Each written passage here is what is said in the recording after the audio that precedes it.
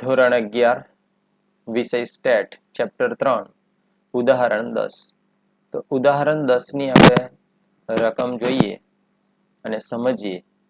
તો જો એક ફેક્ટરી માલિકને ખબર છે કે જાન્યુઆરીથી માર્ચ સુધીના ઉત્પાદનનો મધ્યક 350 એકમો છે, તો આપણે અત્યારે હાલમાં જે દાખલામાં કીધું છે કે જાન્યુઆરીથી માર્ચ સુધીના ઉત્પાદનનો મધ્યક, તો મધ્યક 350 એકમ છે. તો આપણે જો પહેલું આપણે ગણીએ, આન્સરની શરૂઆત કરીએ તો સમજો જાન્યુઆરી, પછી ફેબ્રુઆરી અને માર્ચ. તો આપણે 3 આ ગણીએ તો કેટલા મહિના થયા? 3. તો આ N1 તમારો 3 થયા, 3 મહિના, અને તેનો મધ્યક 350 છે. તો એનો મધ્યક આપી દીધો એટલે x⁻1 આપેલો છે. તો કેટલો આપ્યો છે? 350. તો અહીં લખી દઉં છું 350. પછી તમારા દાખલાની અંદર તમને કીધું છે કે એપ્રિલ થી ઓગસ્ટ, એટલે સમજો કે એપ્રિલ, મે, જૂન, જુલાઈ અને ઓગસ્ટ. તો આપણને આ કેટલા મહિના થાય? તો કે જો 1, 2, 3, 4 ને 5. તો 5 મહિના. તો અહીં આગળ લખવાનું N2 = 5, અને તેનો મધ્યક આપણને એને x⁻2 કહીશું, જે તેને 2 નંબર આપ્યો અને એને બી 2 નંબર આપવાનો.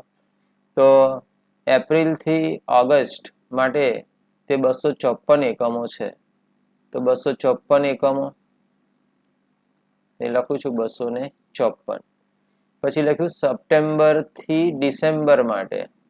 તો સપ્ટેમ્બર થી ડિસેમ્બર કીધું આપણને, તો એ લખું છું જો સપ્ટેમ્બર, ઓક્ટોબર, નવેમ્બર અને ડિસેમ્બર. તો આ કેટલા મહિના થયા? તો જો કે 1, 2, 3 ને 4. તો એને આપણે N3 નામ આપવાનું, તો અહીં 4, અને એનો x⁻3 નામ આપવાનું, અને એનો કેટલો આપ્યો છે? 315. એટલે આપણે શું કર્યું? જો પહેલું આપણે જાન્યુઆરી થી માર્ચ કીધું, તો એને N1 નામ આપ્યું. તો N1 બરાબર કેટલા છે? તો કે 3, અને એનો મધ્યક આપ્યો 350. તો x⁻1 બરાબર 350.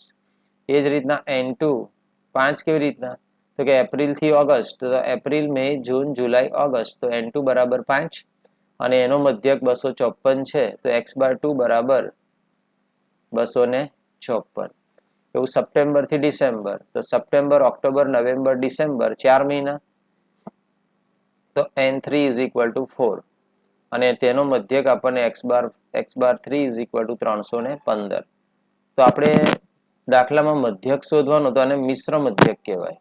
તો મિશ્ર મધ્યક શોધવા હોય તો શું કરવાનું? તો એનું સૂત્ર લખવાનું. તો કે x⁻c = N1 x⁻1 plus N2 x⁻2 plus N3 x⁻3. ડિનોમિનેટરમાં શું? અપનમાં N1 plus N2 plus N3.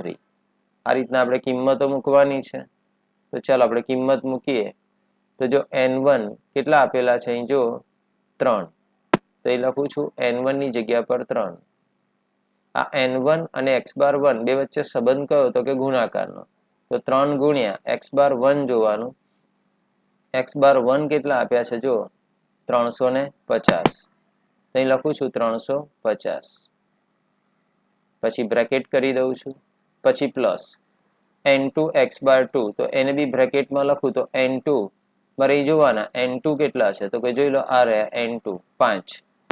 તો અહીં આગળ લખું છું N2 ની જગ્યા પર 5. પછી ગુણ્યા x⁻2. તો x⁻2 અહીં આગળ જોઈ શકો 254. તો અહીં આગળ લખી દઉં છું 254. પછી પ્લસ N3. તો અહીં આગળ N3 જોવાના. તો N3 કેટલા છે? બોલો, 4. તો અહીં આગળ લખવાનું 4 ઇન્ટુ x⁻3 જોવાના. કેટલા છે x⁻3? 315. તો અહીં લખું છું 315. પછી છેદમાં લખવાનું છે આપણે અત્યારે હાલમાં. તો હું છેદમાં લખીશ. પછી આપણે આ લીટી દોરીને N1 + N2 + N3. તો N1 3 હતા, N2 તો 5 હતા અને N3 4 હતા. તો 5 ને 4 9 3 12 ટોટલ આપણું સરખું થવું જોઈએ. હવે 3 અને 350 સાથે ગુણાકાર કરવાનો તો લખું છું 3 ગુણ્યા 350 તો 1050 આવે છે.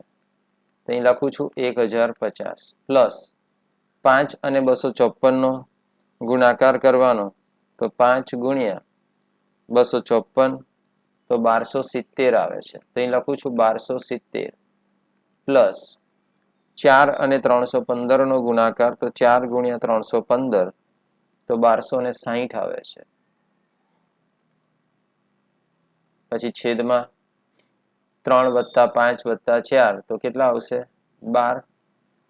પછી પણ છેદમાં પછી આ બધાનો સરવાળો કરવાનો તો કહીજો 1050 આ 1050 વત્તા આ 1270 છે પ્લસ 1260 તો ટોટલ આવે છે 3580 અને 3580 ભાગ્યા કેટલા કરી દેવાના 12 તો ભાગ્યા 12 કરું છું તો 298.33 298.33 તમારો મિશ્ર મધ્યક આ તમારો જવાબ આવે છે અત્યારે હાલમાં.